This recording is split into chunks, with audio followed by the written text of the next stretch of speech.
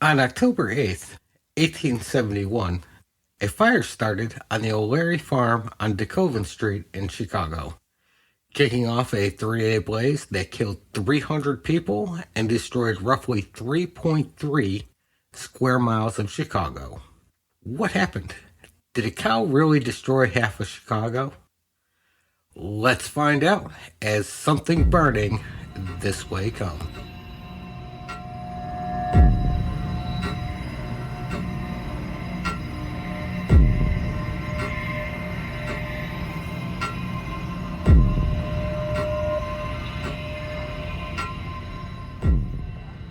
Hello and welcome to Something This Way Comes. I'm Andrew, and with me as always is my silent co-host, Frank D. Reaper.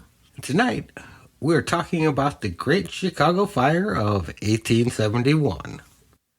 Chicago, the Windy City, the second city, the Big Onion?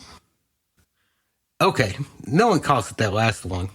The site of what would eventually become Chicago was originally populated by the Algonquin people and was mostly swampland with a river that empties into Lake Michigan. In its first known reference, it was called Chicago in Robert Lassalle's memoirs in 1679, and the name was a reference to wild garlic and onion called Chicagoa that grew abundantly in the area. Its first permanent non-indigenous resident was Jean-Baptiste Point du Sable, or Sable, however, who arrived in the area sometime in the 1770s. In 1782, he set up a trading post along the river where he bought furs from the locals. Fort Dearborn would be built in 1803 and lasted until the War of 1812, when the Potawatomi attacked and killed many of the soldiers and settlers in what would be called the Fort Dearborn Massacre. It wouldn't be until the 1830s when peace settled between the settlers and Native Americans.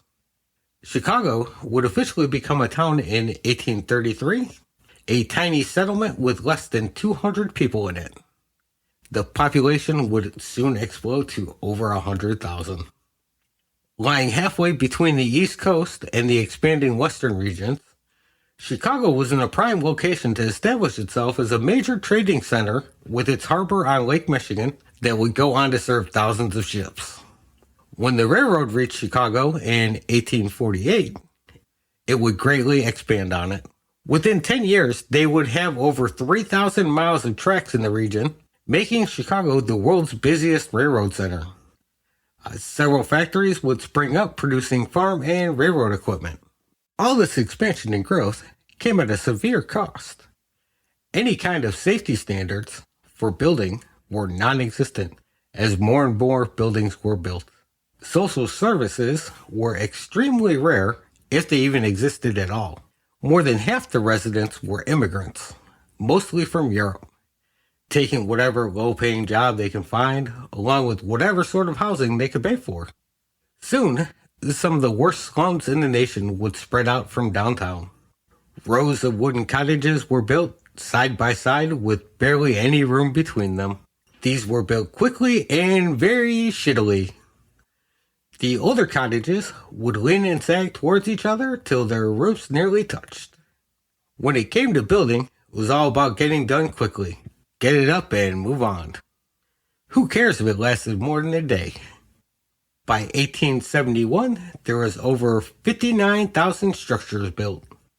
Everything from houses to stores, hotels, factories, and churches. 7 out of every 8 buildings were made from wood. Pine trees were extremely plentiful in the Midwest, so they had plenty of building materials to work with. Plus, a wooden house could be built quicker than a brick house. In the 1840s, Chicago had developed what would be called a balloon house, which was a house built from a frame of wood beams covered in wood boards. They could typically knock one of these together within a week. They used so much pine wood, early Chicago would be called a pine wood city. On top of the wood buildings, they had over 500 miles of wood sidewalks. All this wood in poorly constructed neighborhoods made fires common. In 1868, 515 fires were recorded. In 1870, an average of 2 fires a day broke out throughout the city. To fight this, the most modern fire detection system was created. 172 iron fire alarm boxes were set up throughout the city. When a fire was spotted, someone would just have to open the door on the box and pull a lever. This lever would send an electric signal to alert the fire department and give a pretty accurate location of the fire. To prevent false alarms, the boxes were locked and the keys were given typically to shopkeepers who lived nearby. Men were also stationed on high rooftops to act as fire watchers. All of this would allow the fire department to respond as quickly as possible to any fire. Then 1871 happened. A drought ripped through the Midwest, turning it into a tinderbox. Less than 1 inch of rain fell from the 4th of July through October 9th, versus an average of 9 inches in previous years. By mid-August, the trees had lost their leaves. These would dry out quickly and be piled up against houses and fences by the winds. Of course they would. It's the Windy City after all. In October, the Chicago Tribune, a local paper, would report the absence of rain has left everything in such a flammable condition that a spark might set a fire which would sweep from end to end of the city. And truer words could not have been reported. On October 7th, a massive fire destroyed 4 square blocks on the south side. The firefighters took 17 hours to bring this inferno under control. Exhausted, they returned home in need of sleep, and their fire engines, which were horse-drawn carts with hoses and pumps, were in desperate need for repair. On October 8th, at roughly 8:30 p.m., flames erupted from the O'Leary barn. The barn held over 3 tons of extremely dry hay, which burned quickly and ferociously. The fire would consume the dry leaves and grass, racing up to a nearby wooden fence. Sparks from the flame would ignite a neighbor's home. Burning sticks and ash would be swept up by the wind and blown onto nearby rooftops. The fire watch station on the courthouse roof reported the blaze and quickly sent the fire department on their way. But of course, he fucked up and sent them to a location nearly a mile from the barn. William Lee, a resident living near DeKoven Street, ran to Gull's drugstore. The owner, Bruno Gull, had the key to the nearby firebox. Gull, however, assured Lee that there was no need to pull the lever, because he had seen the fire wagons racing down the street. And of course, these were the fire wagons that were going to the wrong place. It took almost 45 minutes for the Chicago Fire Department to reach DeKoven Street after this massive fuck-up. By the time they got there, the fire was a roaring inferno. The strong Chicago winds pushed the fire through one neighborhood after another. The firefighters lined up their wagons and hoses to block the fire's advance. However, the wind just carried ash and spark over their heads to start the fire behind them. A stampede of scared people began running from the blaze. Hundreds crowded the bridges leading over the Chicago River, blinded by the thick smoke. Most could only use their ears to follow the clanging of the courthouse fire alarm bell. Safety lay just beyond the bridge. No way the fire could cross the river, they thought. At 11:30, the inferno reached the river, and in what was described as a red rain, burning embers blew across the river, setting a nearby stable on fire. Gone was the illusion of safety as the fire began anew, growing bigger and bigger as it consumed the wooden city.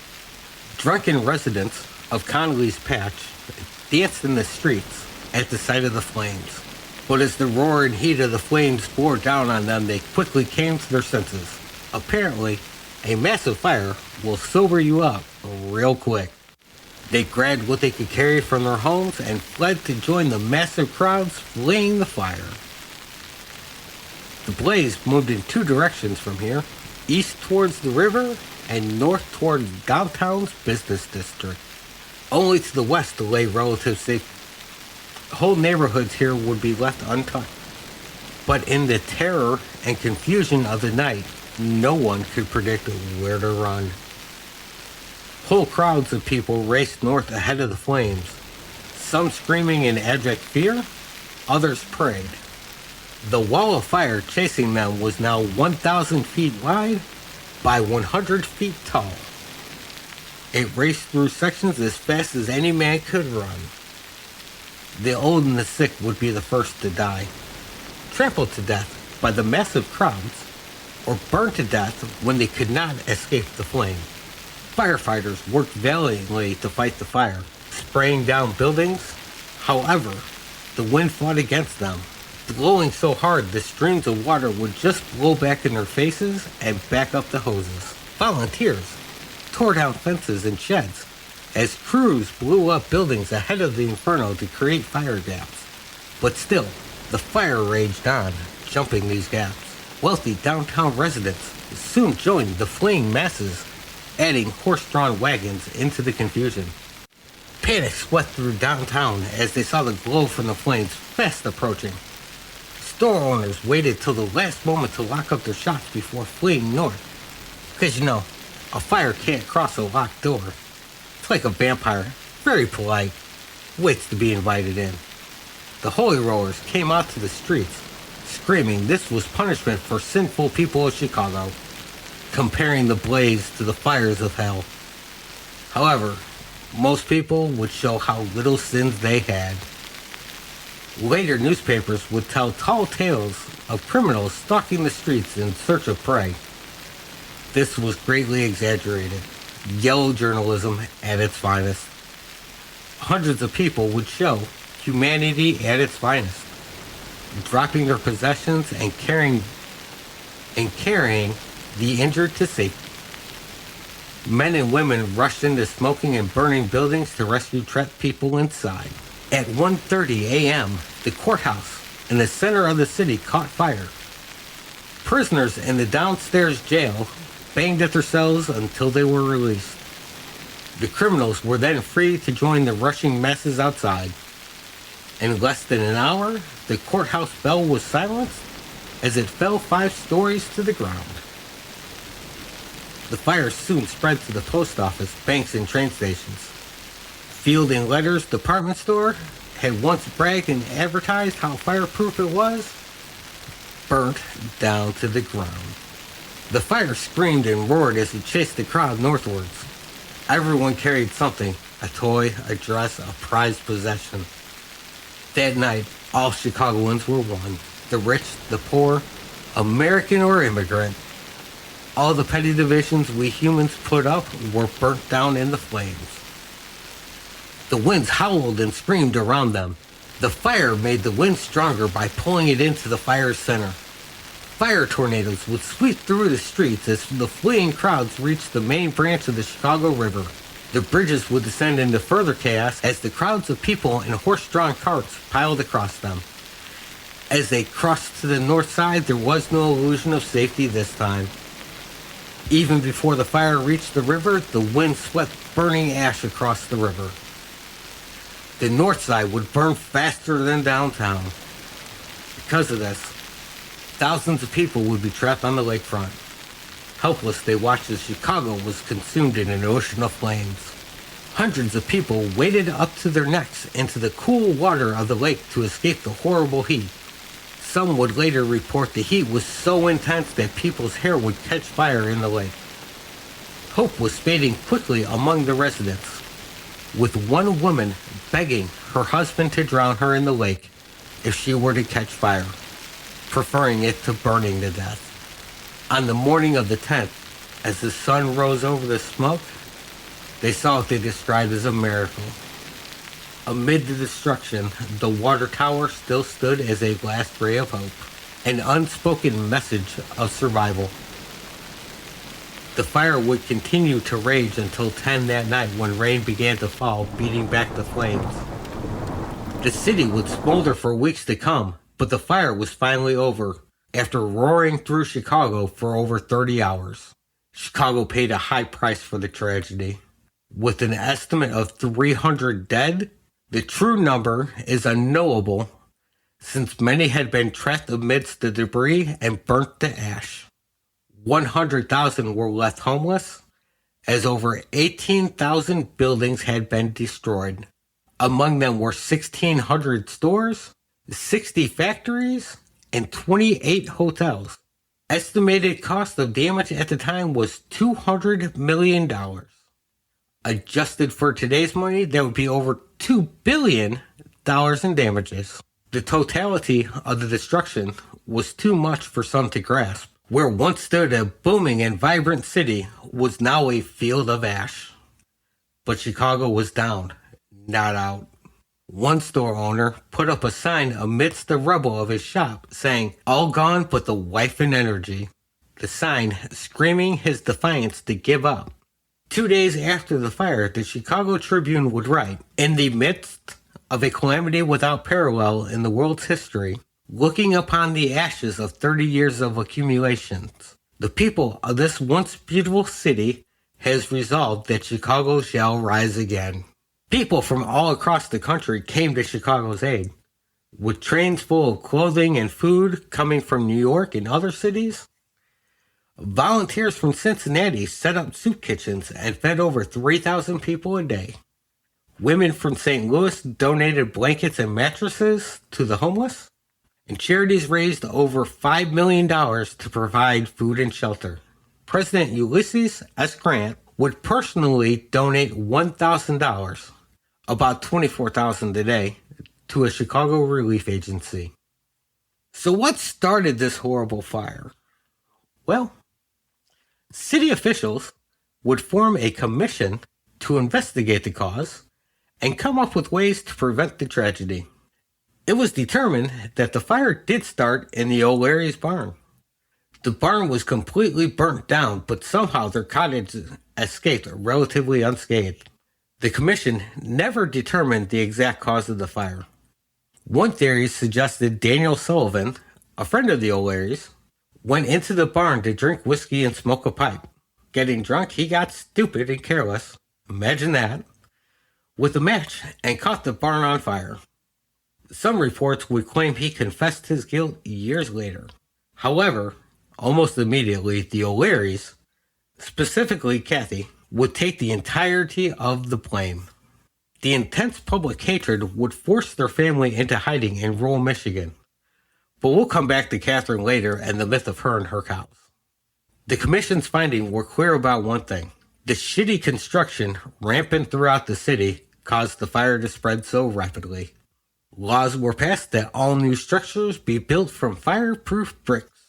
As Chicago literally rose from the ashes, 2 new building developments would allow Chicago to grow to new heights. Steel framing and the elevator. Both of these would allow buildings to be built to unimaginable heights. The 10-story home insurance building, built in 1884, would be the world's first true skyscraper. More high-rise office buildings would soon follow. By 1893, as Chicago hosted the World's Fair, thousands of visitors poured into the city, some expecting to still see some damage from the fire. They were sorely disappointed. Chicago's rebuilding had been fully complete. Where once stood a wooden city, now stood a city of steel and stone rising into the air. Okay, so let's talk about the elephant in the room, or in this case, the cow. The popular story of the cause of the fire was that Catherine O'Leary went to her barn at roughly 8 p.m. to milk her cow. Different stories all claim different reasons for her to be out there at this time of night. The cow, named Daisy in some stories, again, different stories, different names, became agitated and kicked over a lantern, which broke and started the fire. The original story was spread before the fires had even died. Michael Ahern of the Chicago Evening Journal would implicate her on the 9th, reporting that the fire was caused by a woman milking a cow. Their source? Neighborhood kids. From there, it snowballed with other newspapers running with the story, pointing the finger squarely at Mrs. O'Leary.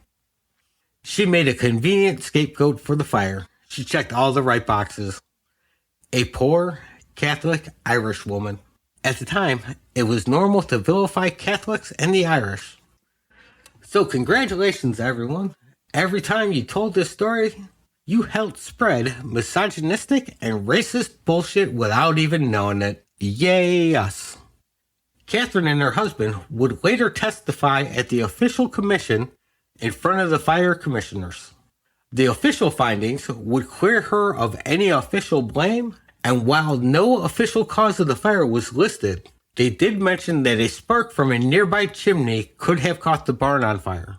Despite this, public opinion would not shift, and as far as Chicago's citizens were concerned, she burnt the city down. When they eventually moved out of Chicago, she would live as a recluse, refusing to leave her home. The grief over being blamed for such a catastrophe would bear down on her for the rest of her life. She would eventually die of a broken heart in 1895. Years after her death, Michael Ahern, the asshat that started the rumor, would confess he and two other reporters made up the story. Add some sensationalism to an already sensational story and sell more newspapers.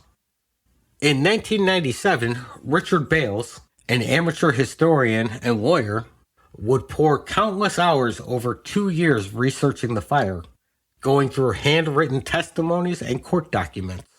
He would find numerous inconsistencies throughout the documents. As an attorney with Chicago Title and Trust, he used his company's property records from before the fire to reconstruct a map of the neighborhood. In Daniel Sullivan's testimony, he claimed to have seen the fire break out from a neighbor's front porch. However, according to the map Bales reconstructed, there was a 2-story building in the way that would have blocked the view. He also testified he ran into the barn in an unsuccessful effort to save the animals. While inside, he tripped and got back up, running out yelling, "Fire! Fire!" the whole time.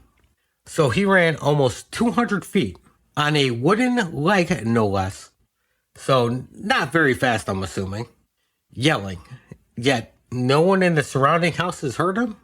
And remember, the houses are all very close together. It was extremely warm for that time of year, and no one had AC. So you just know there was windows open all over the place, and still no one heard anything. Sounds suspicious to me. With this evidence in hand, he would help the city council pass a resolution in 1997 that would officially exonerate Catherine and her cow from all blame. And according to the evidence Bales uncovered, the most likely suspect was Daniel Sullivan, the man that first yelled fire. And that was the Great Chicago Fire of 1871. And while it is the most widely known fire of 1871, it wasn't the worst one that year, or even that day. On October 8th, the same day as the Chicago Fire, the Great Peshtigo Fire happened. This wildfire would burn down 1.2 million acres in the area of Peshtigo, Wisconsin, and it is the deadliest wildfire in recorded history, with an estimated death toll of 1,500 to 2,500. An exact number is unknown. However, data from mass graves already exhumed and recently discovered ones would put the casualty count at least 2,220. All right, and that's it for this week. Thanks for living. Yep, thanks for being alive. And thanks for listening. And don't forget to leave a rating or review. And you can always reach out to the show with questions, comments, or even suggestions at podsomething something at gmail.com. Thank you and goodbye.